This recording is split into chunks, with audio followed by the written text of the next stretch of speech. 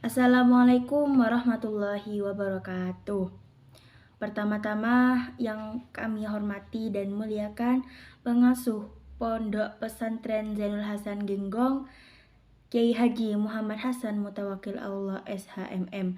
Yang kami hormati Bapak Rektor Universitas Islam Zainul Hasan, yakni Bapak Abdul Aziz Wahab BAMAG. Yang kami hormati pula Ibu Mamluatun Nikmah MPD, yang mana beliau adalah dosen pengampu kami di mata kuliah ini, yakni mata kuliah studi hadis. Pertama-tama marilah kita panjatkan puja dan puji syukur atas kehadiran Allah Subhanahu wa taala yang mana telah memberikan kami rahmat taufik serta hidayahnya sehingga video ini bisa tersampaikan kepada panjenengan semua. Kedua kalinya sholawat dan salam tetap tercurah limpahkan atas keharibaan Nabi kita, yakni Nabi Muhammad SAW, yang mana telah membawa kita dari zaman yang gelap menuju zaman yang terang benderang, yakni dengan adanya agama Islam. Baiklah, di sini di video ini saya akan menjelaskan kepada panjenengan semua tentang hadis tarbawi. Yakni hadis tarbawi ini adalah materi pertama dalam perkuliahan studi hadis ini. Baiklah, di sini saya sudah membuat peta konsep yang saya buat di kelas atas penguasaan Ibu Mamlu. Hadis tarbawi. Kita ke yang pertama. Pengertian hadis tarbawi. Apa sih hadis tarbawi itu?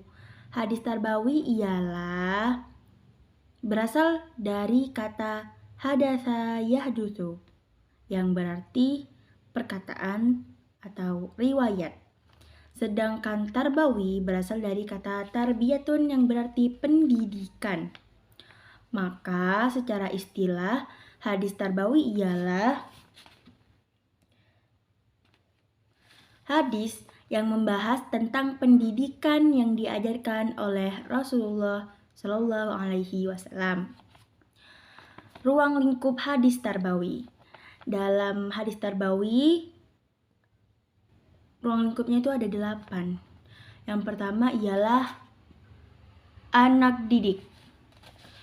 Karena dalam pendidikan, anak didik adalah komponen yang paling penting. Maka dari itu, ruang lingkup hadis tarbawi yang pertama ialah anak didik. Yang kedua ialah pendidik. Nah, yang namanya pendidikan itu pasti ada yang dididik dan ada yang mendidik. Ada yang diajar dan ada yang mengajar.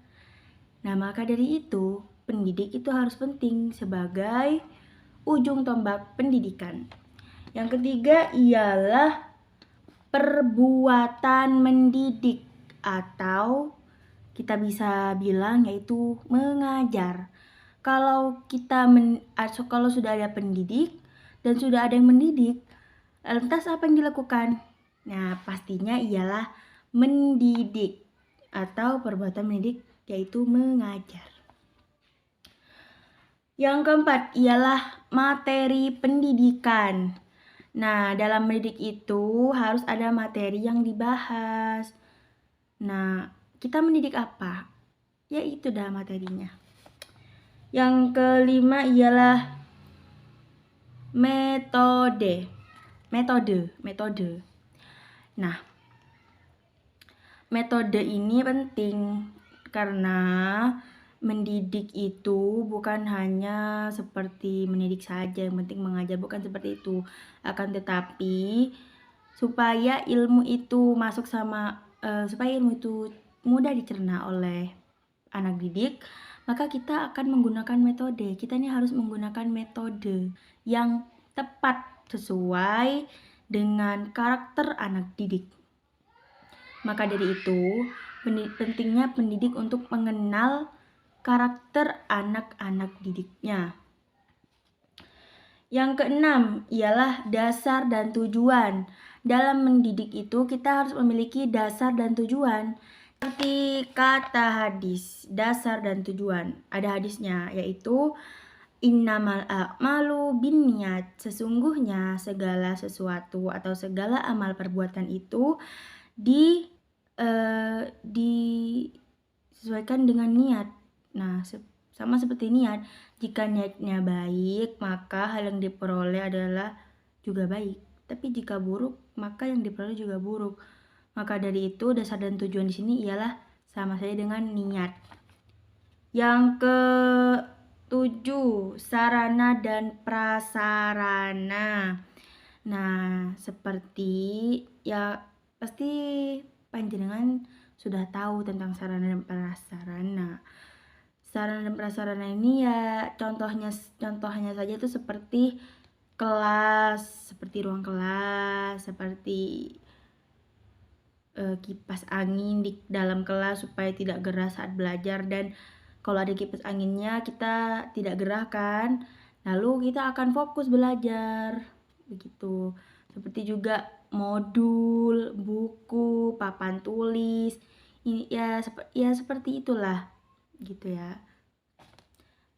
Intinya sarana dan prasarana itu ialah hal yang dapat sesuatu yang dapat menunjang pendidikan biar menjadi lebih produktif ya.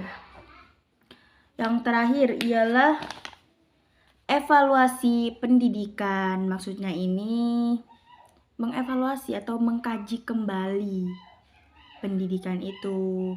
Jadi murid itu ditanyain tentang pendidikan itu, diberi ujian, diberi ulangan harian. Itu sama saja dengan, itulah yang dinamakan evaluasi pendidikan.